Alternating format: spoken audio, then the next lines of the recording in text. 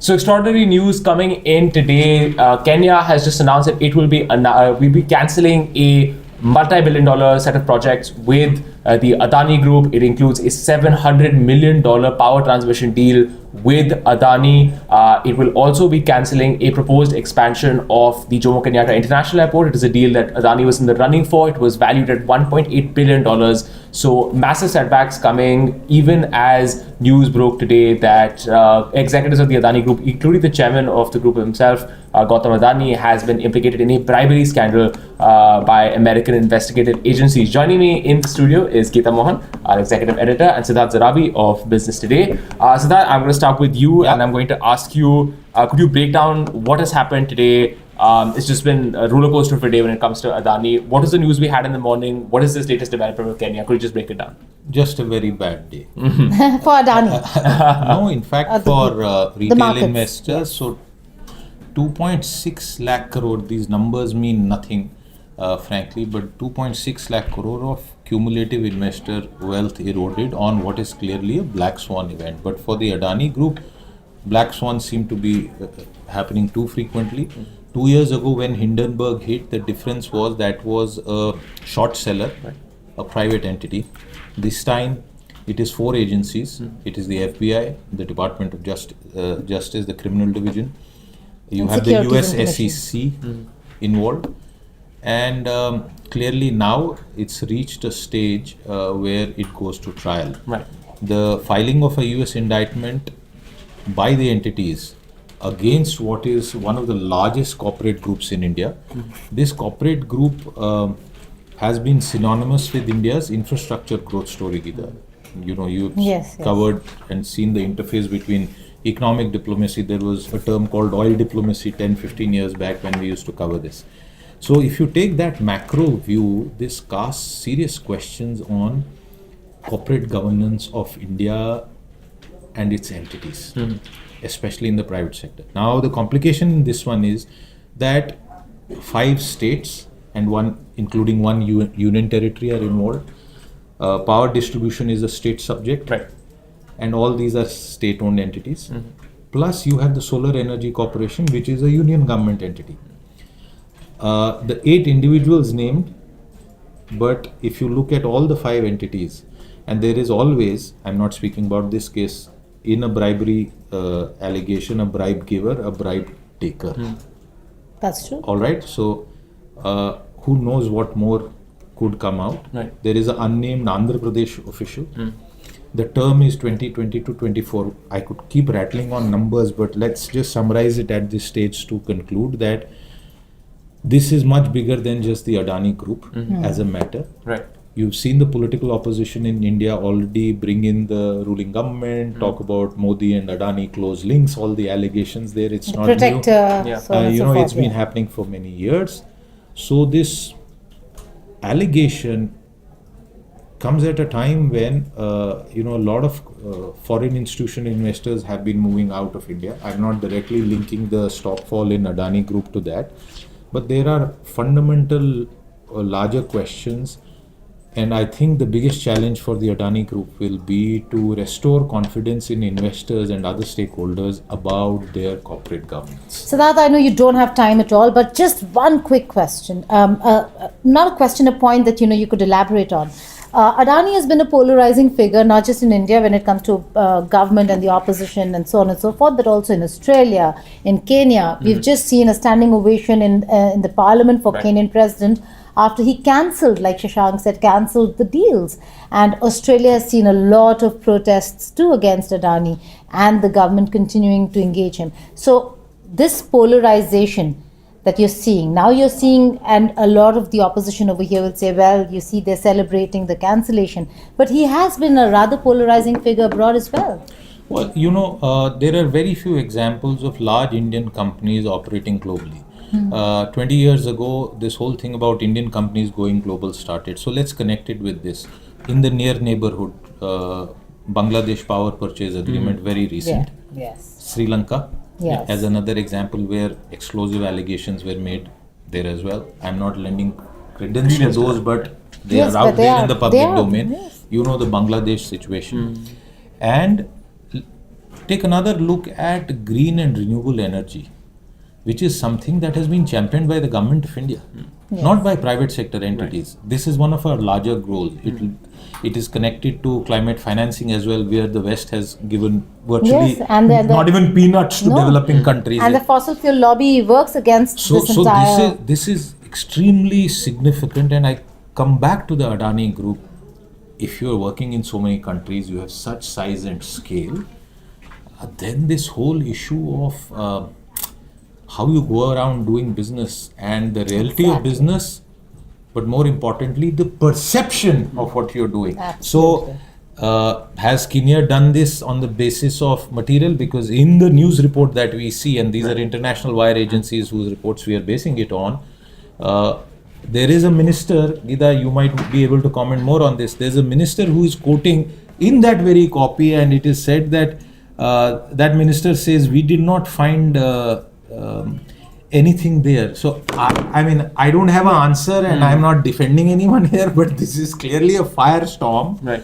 The difference being in the Hindenburg time, and I conclude with this, was one short seller who you could have said had a sort of axe to grind potentially. You know, short sellers Yes, make money yes, by they make money. bringing down stocks. But this is different. But this is very, very different. It is very, very significant, and clearly, I don't think the last has been said on this story so far, Gita. Right. All right. But thank you so much, Siddharth, for joining us. He really does not have time. He'll be rushing to our other network, the India Today Group. And I promise I'll be back because this story is not going No, away. and we'll be pulling you back from Business Today. We'll be pulling you back. Thank you so much for Thank you joining so us. much. Thank you. Thank But we'll continue the conversation over here because this is, in fact, a very, very big story, Shashank.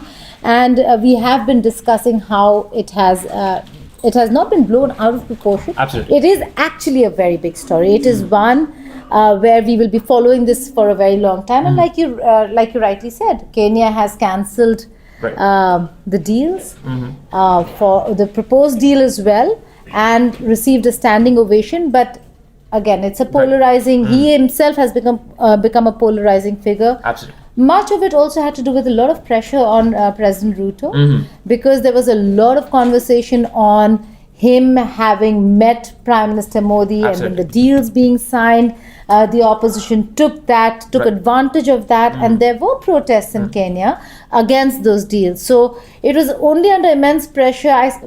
I don't know whether it was an opportunity Ruto was looking at, because getting a standing ovation Exactly. No, in Parliament.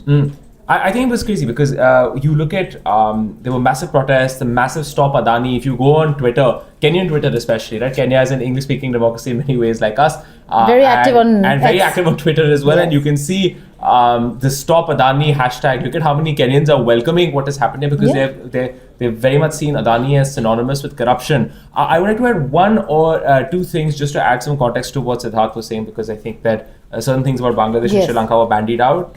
We can also discuss that. If we can zoom out just a little bit, right? That what exactly has happened, we just explained very, very quickly in the Kenya case, which is that Adani had received a $700 million deal to develop power transmission lines in Kenya. It then was in the running for a $1.8 billion project to expand and renovate the Jomo Kenyatta International Airport.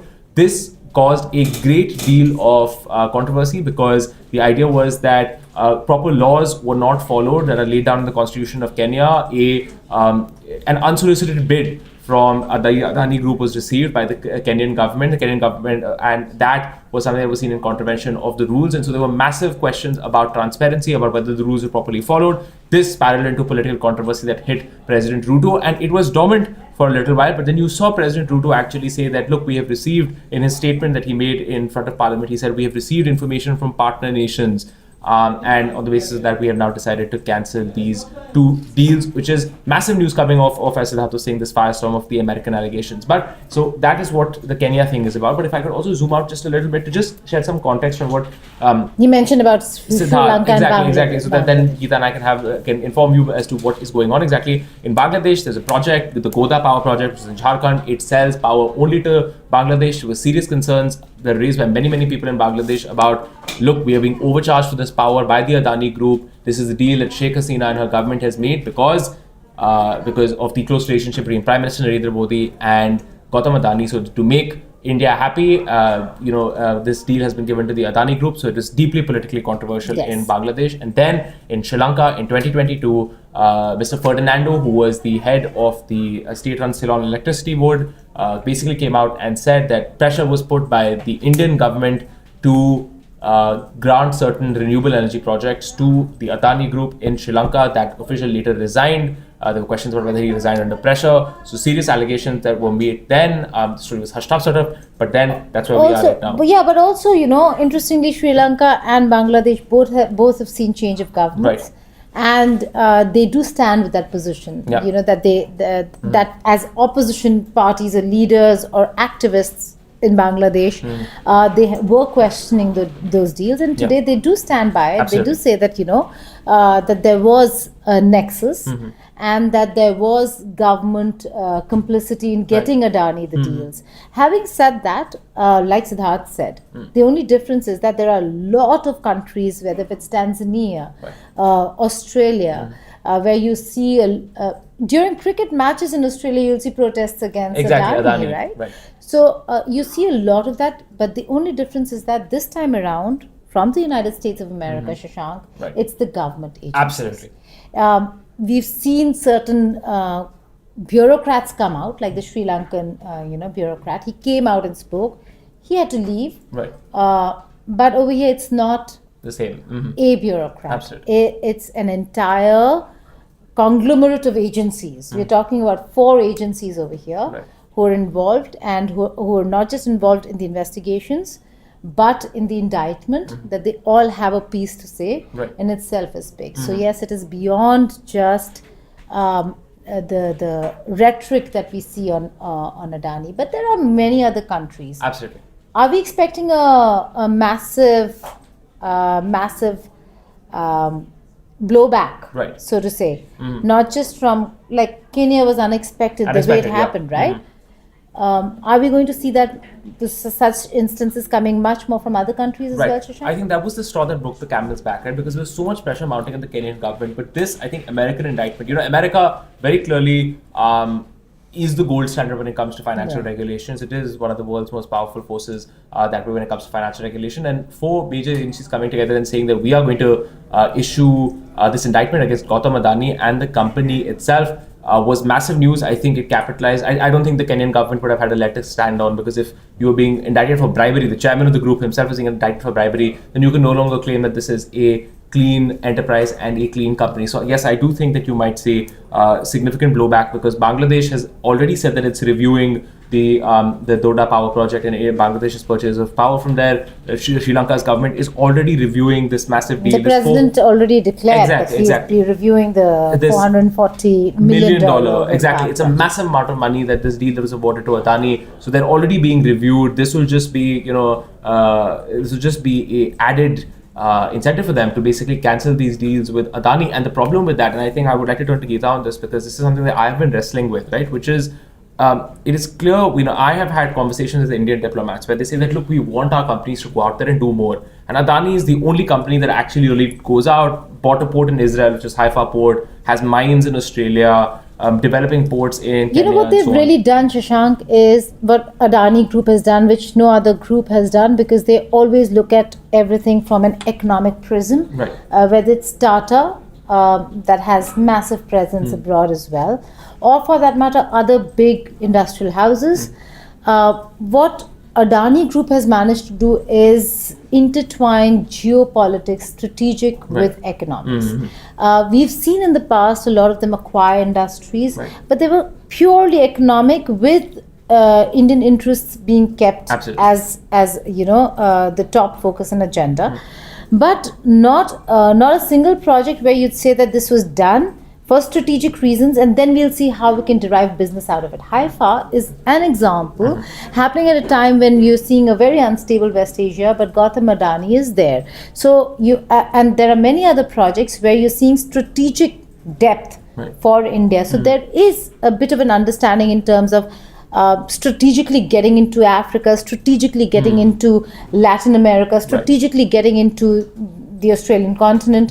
Doing all of that was strategic, and yet economic reasons. But the question I wanted to ask you is, you've been covering this story a lot longer than I have. Could I ask you, and you've been to the neighborhood as well, is there a risk that the Adani Group is seen as simply just too tied in to the Indian government? Absolutely. Because there was that Sri Lanka problem, Bangladesh problem, Absolutely. now Kenya. And just to add a little context, I forgot this, but Raila Odinga, the former Prime Minister of Kenya, actually there's a public video of him saying that he was introduced to Gautam Adani and signed that deal after Prime Minister Narendra Modi personally introduced him to Gautam Adani. So there are questions about all of these corruption cases, or when all of them are Ruto linked. was here Right. and Gautam Adani turned up at Hyderabad House. Yes, exactly. So, I mean, there are a lot of questions. There Right. could be prime ministers taking business delegations where Gautam Adani is a part of that delegation and is being introduced. We are not going to attribute or allude to any nexus, but the fact is that and that's what happens when you have an industrialist Right. who is in perception and now with all the reports seen close to a particular government. Right. Then what happens is that if this government, suppose it's the Indian government here, is engaging with another government of another country, the moment the government changes over there, everything changes for us. So the moment Bangladesh government, Hasina government was toppled, Right. everything changed for us. Right. And these are strategic depths we're talking about. If it were done, again, like Siddharth said, it's not about what you do, because nobody has imagined or envisaged Right. a plan that has strategic aspect to it, right? Nobody has done it. But the moment you're connected to a government and the other government topples Right. or is toppled, then your strategic depth goes Absolutely. there and then. Right. You've seen that in Sri Lanka, you've seen that in Bangladesh. You're seeing that, you will see the implications of that in Myanmar, okay? Right. Because of all the Chinese influence, and we might be talking right now to China, Shashank, but Yeah. China would never want India to lead anywhere. Right. You're seeing that in the Maldives.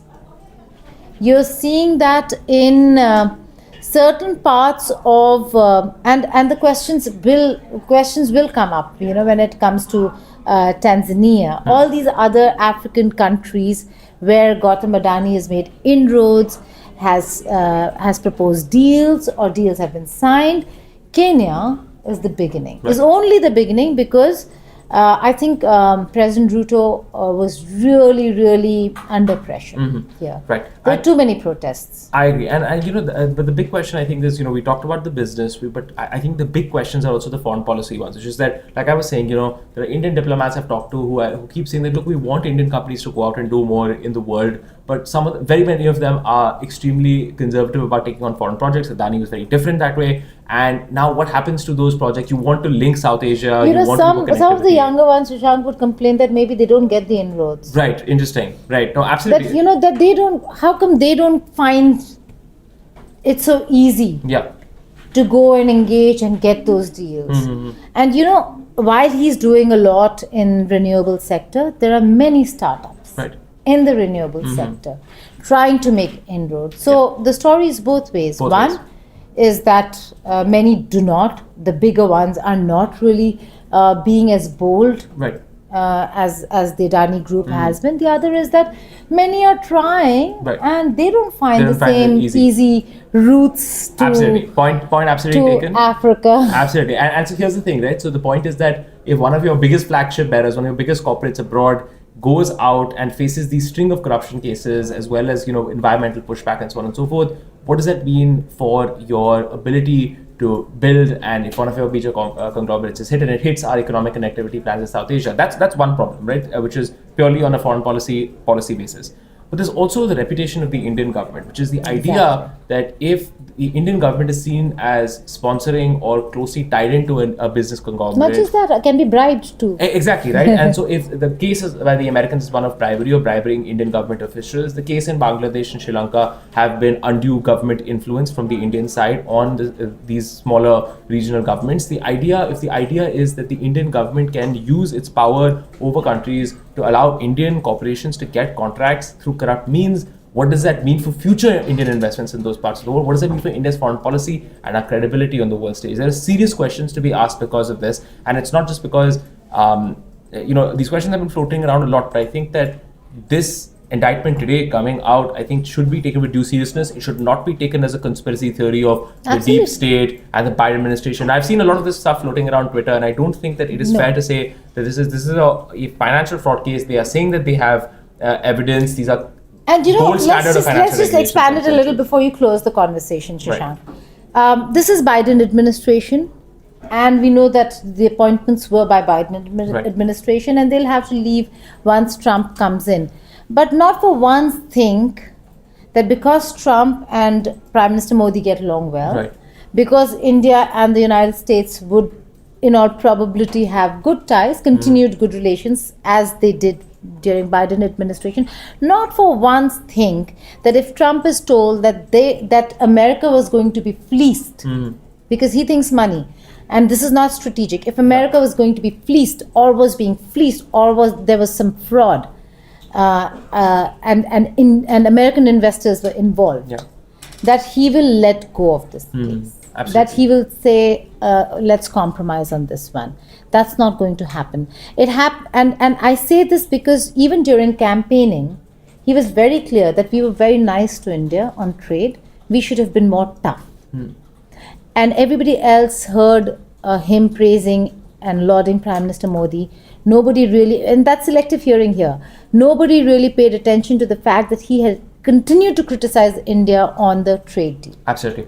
I think that this is such an important point to make, right? Which is, number one, let's not make this a conspiracy theory. These are, professional agencies that have come and have built a close relationship with India in the past. May I, this is a very interesting thing. I must say, it was the United States that funded the Adani Group when it wanted to develop the Eastern Container Terminal Yes. in Sri Lanka. In Sri Lanka. That was a massive amount of money that was given by the Development Financial Corporation of the United States. It's a US government arm to the Adani Group to help it develop that port Of course, to terminal. counter China. Yes, it was to counter China. So they worked with the Adani Group in the past. This is not them waking up tomorrow and saying that, oh my God. Remember, this is embarrassing for the US government as well, right? That a company that you're saying is now involved in bribery is a company that you have yourself funded Yes. to build. So it's not, you cannot treat this as a conspiracy. Which is why I theory. say, what Siddharth was saying, it was very important, is that it's not just what and how ambitious and bold Gautam Adani has been. It's about the manner in which he's conducted himself in certain countries, and the manner in which it seems allegedly that he conducted himself in the United States of America calls for investigations, calls for action. There are no two ways about that. But these are allegations. He has to be proven guilty. So we'll see how the US courts, because it is going to go to trial, courts really look at these cases.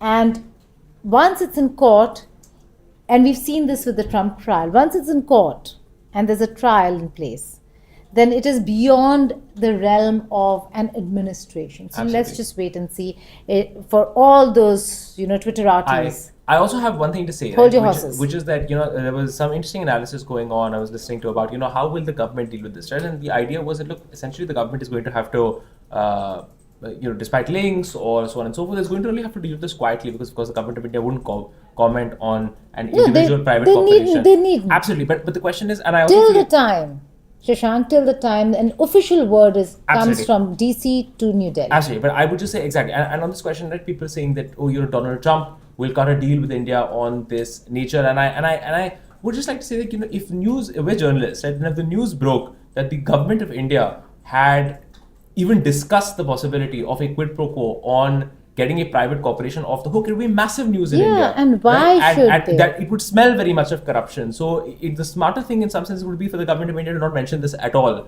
and say that, look, you carry on your process. But the idea that if you get involved and you establish a link between yourself and the New York Times reports it, you're going to have some serious problems on your hands. The opposition at home is going to run with it. It's going to create massive problems for you at home because your cleaner than clean image is going to feel only place where I see DC connecting or engaging New Delhi is when we see names of those officers. Oh, absolutely.